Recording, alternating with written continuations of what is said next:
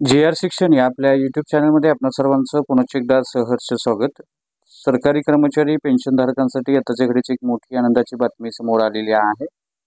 हे आर्थिक लाभ अनुज्ञेय करण्यासंदर्भात अतिशय मोठी अपडेट समोर आलेली आहे। काय आहे अपडेट आणि याचा फायदा केंद्रातील तसेच राज्यातील सरकारी कर्मचारी पेन्शनधारकांना कसा होणार आहे या संदर्भातील सविस्तर माहिती देणारा हा व्हिडिओ पाहण्यापूर्वी नेहमीप्रमाणे आपण सर्वांना एकच विनंती, व्हिडिओ शेवटपर्यंत पाहावा आणि आपण जर आमच्या चॅनलवर नवीन असाल तर चॅनलला जरूर सबस्क्राइब करा, समोरील बेल आयकॉनला सुद्धा क्लिक करा जेणेकरून महत्त्वपूर्ण शासन निर्णय, कर्मचारी पेन्शनधारकांच्या हिताच्या महत्त्वपूर्ण अपडेट्स आपल्याला आपल्या यूट्यूब चॅनलवरती सर्वात अगोदर पाहावयास मिळतील। जसे की आपण स्क्रीनवर पाहताय, सरकारी कर्मचाऱ्यांना निवडणुकीच्या काळामध्ये डीए वाढीनंतर आता ग्रॅज्युइटीमध्ये मोठी वाढ करण्यात आलेली आहे। यामुळे कर्मचाऱ्यांना मोठा आर्थिक लाभ मिळणार आहे। केंद्रातील सरकारी कर्मचारी पेन्शनधारकांना माहे जानेवारी 2024 पासून 4% डीए वाढ लागू करण्यात आलेली असल्यानं केंद्रीय कर्मचाऱ्यांना एकूण 50% दरानं महागाई भत्ता डीए मिळत आहे। आता कर्मचाऱ्यांच्या मधील रोष कमी करण्यासाठी केंद्र सरकारमार्फत सेवानिवृत्ती योगदानाच्या रकमेमध्ये वाढ करण्याचा निर्णय घेण्यात आलेला आहे।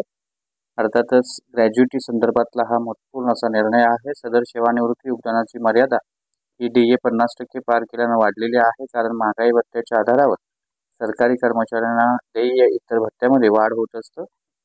डीए वाढला की घर भाडे भत्ता, वाहन भत्ता, पूरक भत्ता अशा भत्त्यामध्ये वाढ होताना दिसून येते। आता डीएचा आकडा 50% पर्यंत पोहोचल्यानं सदर ग्रॅज्युइटीची रकमेमध्ये वाढ झालेली आपल्याला पाहायला मिळते। सरकारी कर्मचाऱ्यांना निवृत्तीच्या वेळी मिळणाऱ्या रकमेला आपण सेवानिवृत्ती योगदान ग्रॅज्युइटी असं म्हणतो।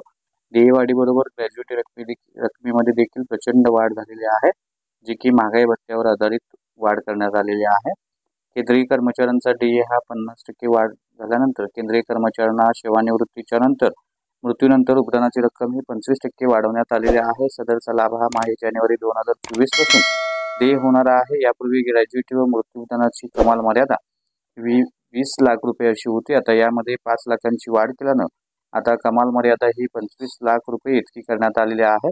यामुळे केंद्रीय कर्मचाऱ्यांना दिलासा प्राप्त झालेला आहे आणि या पाठोपाठ राज्यातील सरकारी कर्मचारी पेन्शनधारक सुद्धा या ग्रॅज्युइटीची प्रतीक्षा करत आहेत आणि हा निर्णय सुद्धा राज्य शासन जे आहे ते केंद्र सरकार पाठोपाठ घेणार आहे। त्यामुळे राज्यातील सरकारी कर्मचाऱ्यांना सुद्धा या संदर्भात निश्चितच आनंदाची बातमी मिळू शकते।